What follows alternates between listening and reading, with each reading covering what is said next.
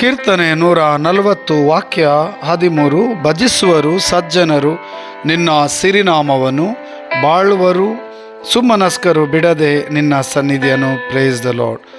ಭಜಿಸುವರು ಸಜ್ಜನರು ಭಕ್ತರು ಪ್ರತಿದಿನ ಪ್ರತಿ ಮುಂಜಾನೆ ಪ್ರಭುವಿನ ನಾಮವನ್ನು ಆರಾಧಿಸುವರು, ಸ್ತೋತ್ರ ವಂದನೆ ಸಲ್ಲಿಸುವರು.